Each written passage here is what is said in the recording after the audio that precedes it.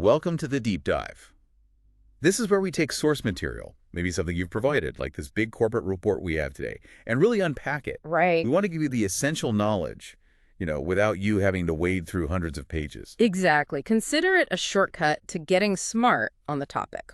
So today, what are we diving into? We've got the General Motors Company 2024 Form 10K annual report right here. The 10K. Always a dense read. Oh, yeah.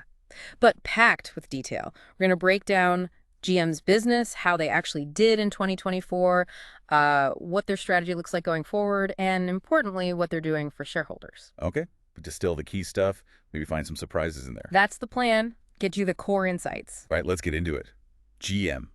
At its heart, what's the business? Still making cars. Fundamentally, yes. Designing, building, selling cars, crossovers, trucks, SUVs, the whole range, globally. And how do those vehicles actually get to, us, to the buyers? Primarily, it's through their huge network of independent dealers, authorized dealers. Still the main route then? Very much so. Yep. End of 2024, they had, over 4,500 in North America and almost 6,600 internationally. Wow. Yeah, they're the main face to the customer for most sales, though GM also sells directly to big fleet customers, naturally. So that dealer network is just foundational. Yeah. Okay, what's driving all this? What's GM's big mission or purpose, according to this report? They state their purpose as pioneering the innovations that move and connect people to what matters. Sounds forward-looking. And they back it up with a vision. A world with zero crashes, zero emissions, and zero congestion. Zero emissions. That sounds real electric-focused. Is it all EVs now? Well, that's where it gets interesting. The report actually lays out a more nuanced strategy, a dual focus, they call it. Dual focus, meaning? Meaning, yes, deliver a world-class portfolio of EVs, absolutely, but also maintain a compelling lineup of traditional gas-powered vehicles, ICE vehicles. Okay, so straddling both worlds for now. Seems like it, trying to win today while building for that zero-emissions future. And who's doing all this work? It takes a massive workforce, right? Huge. They call out human capital as their most valuable asset. Big emphasis on being a workplace of choice. What does that mean in practice? Things like fair pay, safety, inclusion, performance, the HR pillars. But the scale is just massive. End of 2024, about 162,000 employees worldwide. 162,000. How does that break down? Roughly 90,000 hourly workers and 72,000 salaried. Globally. Incredible scale. Okay, let's drill down a bit. The 10K usually breaks the business into segments. North America, GM&A must be huge.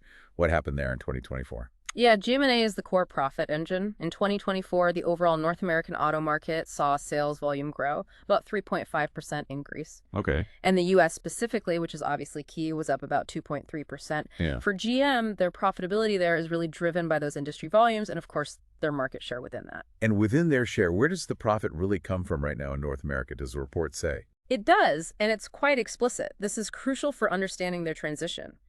Profitability is critically dependent on their current internal combustion engine lineup. The gas guzzlers? Well, particularly the big ones, full-size ICE SUVs and pickup trucks. They're specifically called out as having the highest profit margins right now. How high are we talking?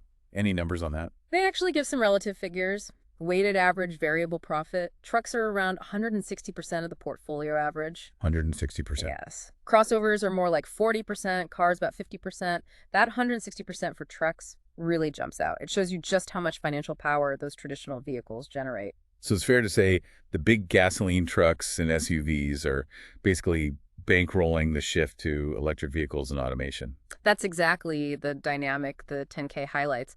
The cash from these high-margin ICE vehicles is explicitly stated as funding the EV and AV growth strategy. It's a massive balancing act. Okay. And on the EV side, what about charging? That's always a big concern. What's GM doing in North America? They're definitely working on it. The report says GM EV drivers now have access to over 231,000 chargers in North America. That includes. A big piece now is access to the Tesla supercharger network. Over 20,000 of those via an adapter. That's significant. Yeah, that's a big deal. Plus, they're collaborating with EVgo, planning thousands more DC fast chargers, and they're a founding member of that IONNA joint venture aiming for 30,000 chargers. So building out the ecosystem, but relying so heavily on those ICE profits. Isn't that a huge risk? What if the market shifts away from gas faster than they expect? Absolutely. The report flags that directly. The risk of a near-term shift away from those high-margin ICE vehicles Why might that happen? could be fuel prices spiking, maybe growing climate concerns, or, governments enacting stricter regulations faster than anticipated. Right, if that happens. It directly hits their cash flow, which then impacts their ability to fund that EV transition at the speed they want. It's a major vulnerability during this phase. Okay, let's shift gears. What about internationally? GMI, particularly China, seems critical. How's that looking? Yeah. The international picture, especially China, faced some serious headwinds in 2024. The competition there is just intense. More than before. It seems so. Not just the usual suspects, but strong domestic Chinese manufacturers and even big tech companies jumping into the auto space. What did that do to GM's China business in 24? It's really been pressuring their profitability there, both their direct operations and their joint ventures, for several years now. And the 10K reveals that in December 2024, they basically had to acknowledge a material loss in value for some of their China JV investments. Meaning they had to write them down? Essentially, yes. They determined the assets were worth significantly less than what they were carrying them for on the books. Ouch. How did that translate financially? Any specific numbers? Big ones. They booked a $2.4 billion non-cash charge. It's called an other than temporary impairment on their equity interests. 2.4 billion. Yeah, mostly related to the automotive JVs, about $2.1 billion, and $0.3 billion for their finance JV there. And that wasn't all. More. Another $2 billion in equity losses tied to restructuring in China. Things like plant closures, changing their product lineup, tax adjustments. But wait, that's like $4.4 billion in impairments and equity losses just related to China hitting the books in 2024. That's right. Mostly non-cash, but it represents a huge adjustment to the value and performance expectations for that business. Is that the end of the China restructuring? They actually say they expect additional restructuring charges in 2025, so the pain might not be over. So what's the plan there now? Pull back. The report says they're still assessing the strategy, but the priority now is profitability, not just chasing volume in that super tough market. It really underscores the pressure legacy automakers are under in China right now. Okay. What about the automated vehicle side? Cruise. Any updates there in the 10K? Yes, Cruise saw some changes too. There's a realignment plan underway. The idea is to integrate Cruise more closely with GM's existing technical teams. It seems the focus is shifting more towards developing personal autonomous vehicle technology, maybe integrating it more directly into future GM products. Did that cost money? Oh yes, that realignment led to restructuring costs of about $1.1 billion in 2024. Another billion-dollar charge. And what about the people at Cruise? The report mentions some changes to employee incentives there, like exchanging stock units, RSUs, for cash payment rates in 2024, likely part of managing the workforce during that shift. Got it. One more key piece. GM Financial. How's the finance arm fit in? GM Financial is incredibly important. It's their global captive finance company, its main job, support vehicle sales. By providing the loans and leases. Exactly. They offer retail loans and leases to you, the car buyer, but they also provide commercial lending to the dealers. That's crucial. Like financing the cars on the lot. Yeah, floor plan financing, loans for dealership upgrades, that kind of thing. They even lend to companies that upfit GM vehicles for commercial use. Yeah. And they do have a subprime lending program in North America for folks with FICO scores below 620, which they note comes with expected higher credit losses. Where does GM Financial get the money it lends out? They try to fund locally in each country to minimize currency risk. They use credit lines, they bundle up loans and sell them as securities, that's securitization, and they issue their own corporate debt.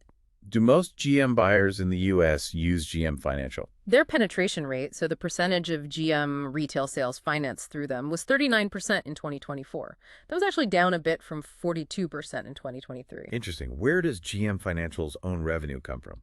In 2024, the biggest chunk was leased vehicle income, 46%, then retail finance charges, that's the interest on loans, at 40%, and commercial finance charges made up about 8%. With interest rates bouncing around, how do they manage that risk? Good question. The report says they shifted to what's called an asset-sensitive profile in 2024. Asset-sensitive, meaning? Basically, more of their assets, like the loans they make, reprice or mature faster than their liabilities, the money they borrow. So if interest rates go up, their income should, initially at least, go up faster than their borrowing costs. And if rates go down? The opposite effect. Net interest income would likely decrease initially. They also actively hedge foreign currency risk using local debt or financial instruments called swaps. Okay, that's a good overview of the different parts of the business. Now let's connect it all.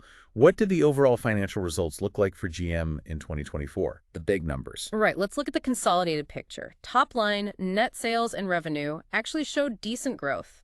Went from $171.8 billion in 2023 up to $187.4 billion in 2024. So more money coming in the door. Both automotive and financial grew. Yep. Automotive revenue was up to $171.6 billion, and GM financial revenue climbed to $15.8 billion. So solid momentum on the revenue side. Okay, good start. What about profit?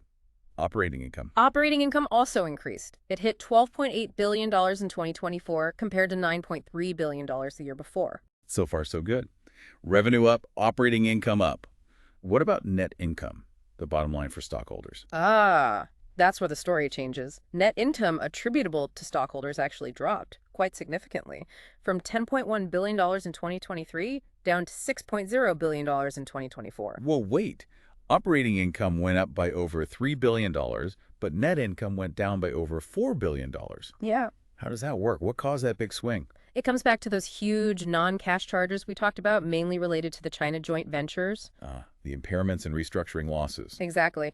Those flow through a line item called equity income loss, further down the income statement after operating income. And that line swung massively from a positive $480 million gain in 2023 to a loss of almost $4.7 billion in 2024. So the core operations, the making and selling cars part, improved, but the valuation hit on those China investments really hammered the final net income number. Precisely. It really highlights the financial weight of those international challenges, even if they were mostly non-cash charges in 24. Okay, that makes sense.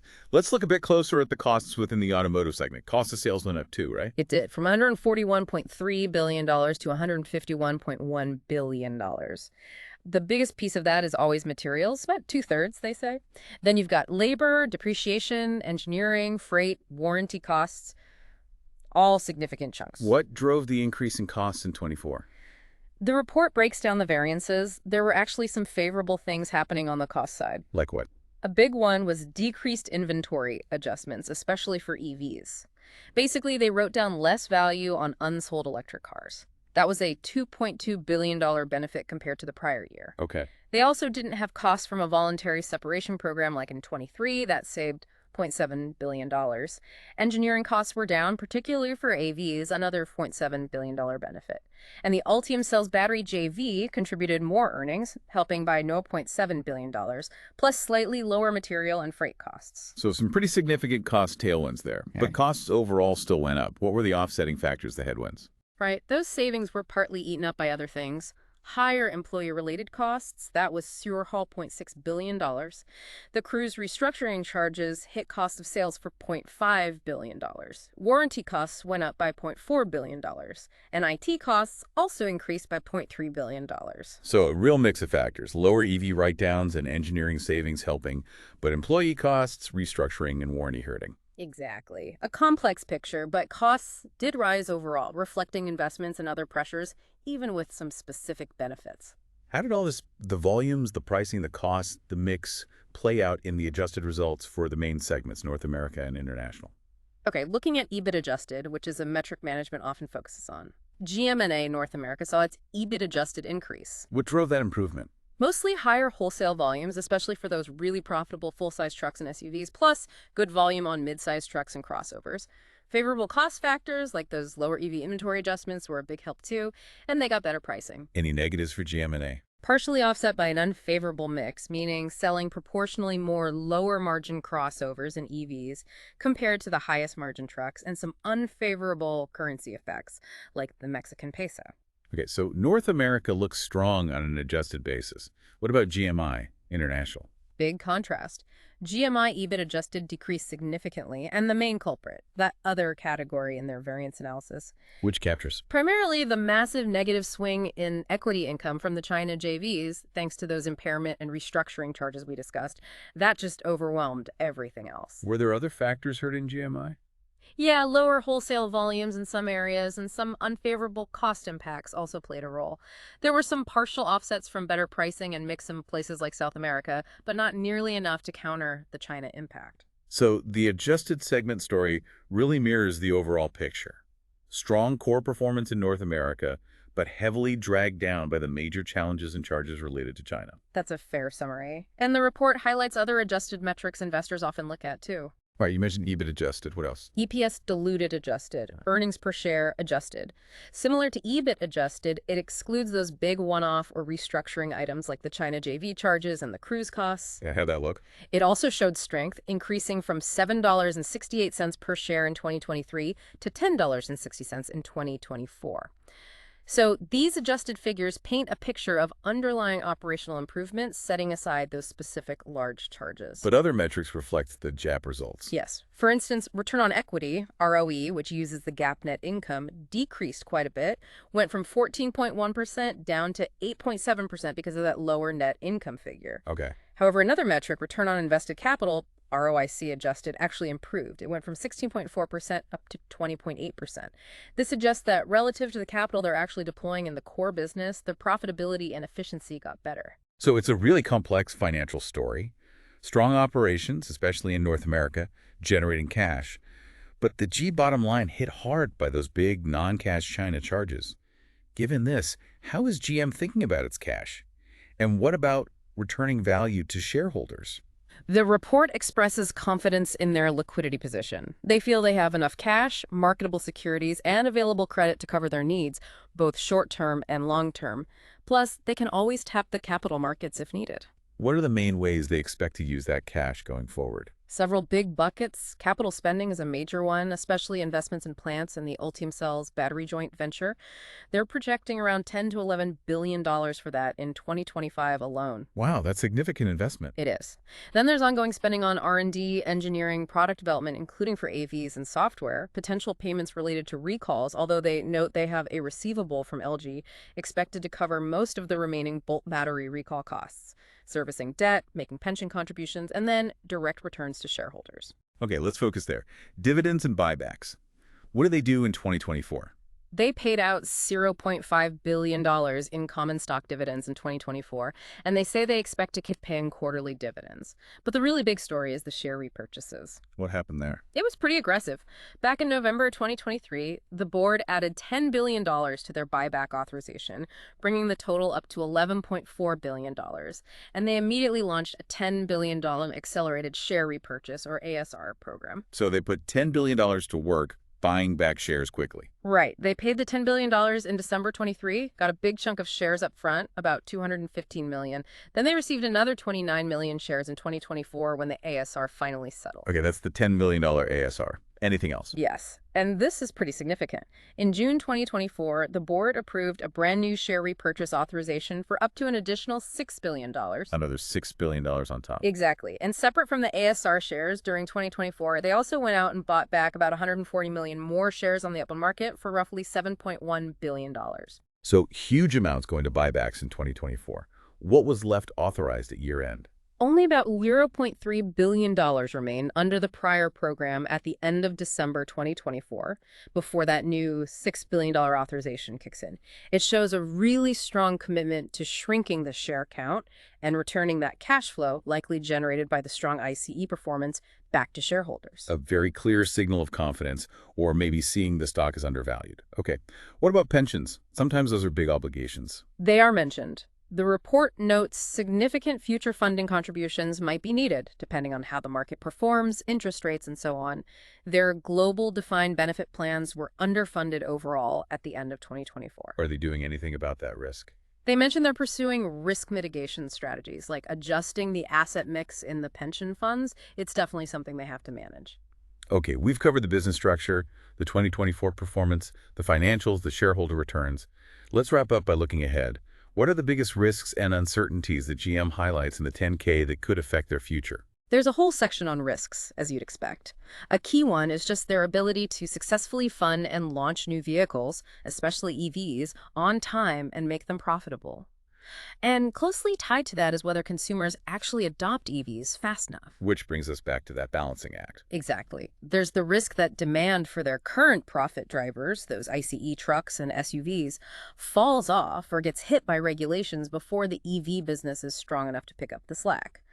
Plus, the auto industry is just incredibly competitive, always a risk of overcapacity hurting prices. What about risks specific to the EV transition itself? Plenty of those. Managing the decline of the ICE business smoothly, securing all the critical raw materials needed for batteries, lithium, nickel, cobalt, rare earths at reasonable costs and in huge volumes, making sure the battery tech works and keeps improving, getting the charging infrastructure built out fast enough, and just the uncertainty around future EV emission rules. And building that supply chain. Yes, building a resilient, North American-focused EV supply chain is called out as critical but also risky, requires huge long-term commitments. What about broader environmental or global risks? Climate change itself, plus tougher greenhouse gas regulations globally, could increase costs and maybe reduce demand for remaining ICE vehicles faster. Inflation, commodity price spikes, unstable logistics, those are still concerns. And just the web of existing and future emissions and fuel economy rules around the world adds cost and complexity. And China.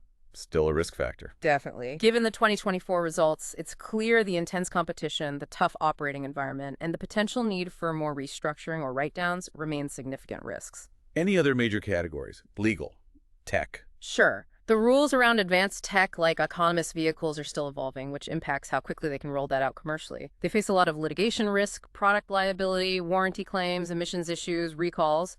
The report mentions Takata airbags, ARC inflators, the Bolt battery class actions specifically. Yeah. Tax rules are always changing things like the Inflation Reduction Act here, global minimum tax efforts. GM Financial's ability to access funding cheaply is crucial. Cybersecurity is a constant threat, though they say no material incidents recently. And of course, potential labor disruptions or problems with key suppliers are always risks in manufacturing. That is certainly a long list of challenges and uncertainties to navigate. Phew. Okay, so this deep dive, looking through the lens of the 2024 10K, it really paints a picture, doesn't it? It does. You see the operational strength, especially in North America, powered by those traditional high-margin vehicles. But you also see the significant financial pain from the challenges in China. There's this huge, necessary but expensive strategic pivot towards EVs and AVs. And alongside that, a very strong commitment to returning cash to shareholders, especially through massive buybacks. Right. All happening against a backdrop of really complex financial results driven by those big non-cash charges and that long list of risks for the future. We've definitely tried to pull out the key threads from this dense report for you. Hopefully giving you that structured understanding of where GM stood based on their own reporting for 2024. So here's something to think about building on all this. The report makes it crystal clear. GM right now depends heavily on its profitable gas-powered trucks and SUVs to fund the incredibly expensive transition to electric and autonomous vehicles. At the same time, they've faced major competitive headwinds and taken big financial hits in a crucial growth market like China.